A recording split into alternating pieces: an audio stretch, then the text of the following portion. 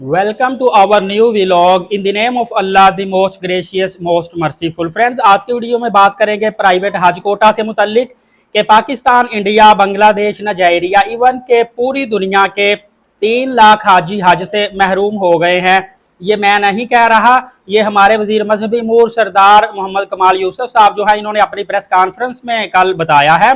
कि तकरीबन 3 लाख के करीब हुज्जाज कराम जो हैं, जिसमें नाइजीरिया, बांग्लादेश, इंडिया, पाकिस्तान है, वो हज से महरूम हुए हैं। और सरदार साहब ने यह भी कहा है कि सऊदी वजीर हज से मैंने स्पेशली मुलाकात की थी और उनसे मैंने रिक्वेस्ट की थी कि इतने ज़्यादा हमारे हाजी रह गए हैं तो इनके लिए कुछ ना कुछ करें। तो कहते कि सऊदी वजीर हज ने फौरी तौर पर एग्रीमेंट उनके पास था, उन्होंने निकाल के मेरे सामने रख दिया। उन्होंने कहा ये देखिए, ये एग्रीमेंट दिसंबर में जो हुआ था इसमें कहते कि उन्होंने दस्तखत भी दिखाए। कहते कि प्राइवेट हज ऑर्गेनाइजर का इशू चल रहा है ना, प्राइवेट टूर्स ऑपरेटर का, तो कोई वहीद भट्ट साहब बता रहे हैं कि इनके दस्तखत उन्होंने दिखाए कि ये प्राइवेट हज ऑर्गेनाइजर के नुमाइंदे हैं। इन्होंने भी दस्तखत किए हुए थे कि हम 14 फरवरी 2025 तक तमाम मामला तय करेंगे, मुकम्मल रकम भेज देंगे,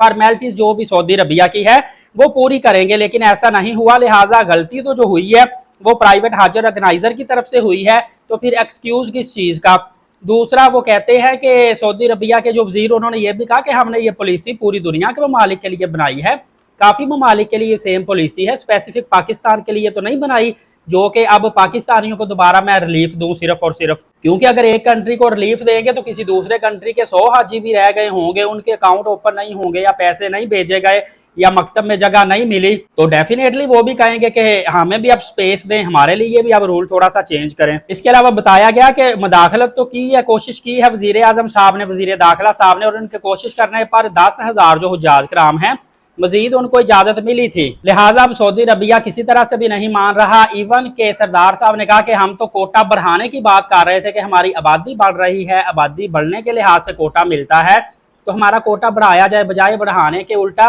वो बेचारे जो 77,000 से उनमें से मेरे ख्याल 23,000 हाजी अब जाएंगे, बाकी सारे के सारे रह गए हैं। इवन के ये भी बताया जा रहा है कि हाजियों की रकम ही फंस चुकी है, कोई पता नहीं इनकी रकम, इन्होंने हज क्या करना, हज से भी महरूम और रकम से भी महरूम,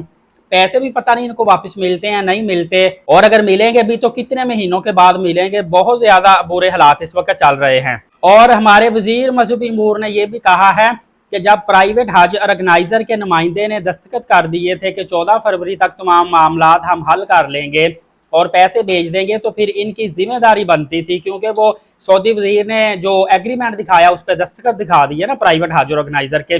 तो वो कहते हैं कि इनकी जिम्मेदारी बनती थी कि 14 फरवरी तक अपने मामला तय करते, बजाय कि ये इंतजार करते रहते, काम लटकाते रहते और बाद में फिर हमें कहें कि हमें मजीद कुछ ना कुछ और दिन दे दिए जाए ताकि हम अपने मामला हल करें। ये जिम्मेदारी पूरी की पूरी उनकी थी, फॉर्मेलिटी उन्होंने पूरी करनी है और इन्हीं वजह से लोग जो है वो मुतासर हुए हैं। लिहाजा मेरे ख्याल से अब कोई इसका हल नहीं निकलेगा, क्योंकि वीज़े जिन लोगों के हुज्जाज कराम के निकल आए हैं उनके लिए कोई ना कोई मामला हल होंगे, जिनके वीज़ा ही नहीं निकले उनको तो अब दोबारा वीज़ा अप्लाई करने का मौका ही नहीं मिलेगा। अब आगे मसला ये पेश आया है कि जो हुज्जाज कराम हज के लिए नहीं जा सके, जिनके वीज़े अप्लाई नहीं हुए, मकतब में जगह नहीं मिली, वहाँ पे अकाउंट इनके ओपन नहीं हुए, क्या उनको रकम वापस मिलेगी या नहीं मिलेगी, और अगर मिलेगी तो क्या पूरी मिलेगी और कितने अरसे के बाद मिलेगी। ये तमाम तर मसाइल है, दिल टूटता है, दिल दुखता है अपने भाइयों को, अपनी बहनों को ये मामलात बताने के लिए, लेकिन क्या करें कि ये मामलात में कुछ हद तक जिम्मेदार हम लोग खुद भी हैं। इसका एक बेहतरीन हल ये है कि इस दफ़ा उम्रा ज़ायरीन और हुज्जाज कराम के साथ जो भी हुआ इससे हमें सबक सीखना चाहिए और ये हिस्ट्री दोबारा हमें नहीं दोहरानी चाहिए, और नेक्स्ट ईयर से हमें पूरा मुहतात रहकर काम करना चाहिए और कोशिश करें कि टाइम की टाइम हर काम अपना कंप्लीट कर ले, किसी दूसरे की तरफ ना देखें कि वो दोबारा तरीके एक्सटेंड करेगा या हम तरीके एक्सटेंड करवा लेंगे। इस दफ़ा अब हमने देख लिया है कि किसी किस्म की लचक अब मिलने वाली नहीं है। दुआ है अल्लाह ताला मेरे सब्सक्राइबर, मेरे व्यूवर्स को बार बार बाद उम्रा की और हज की सादत नसीब फरमाए। नेक्स्ट वीडियो बहुत ज़्यादा अहम होगी। एलीट साकिब यूट्यूब चैनल को अभी से सब्सक्राइब कर लें ताकि वो वाली वीडियो आप मिस ना कर पाएँ। नमाज कायम करें, नबी पाक सल्लल्लाहु अलैहि वसल्लम पे रोज़ाना कसरत से दुरूद पाक और कुरान मुकद्दस की तिलावत करते रहा करें। इजाज़त दे, शुक्रिया, जज़ाक।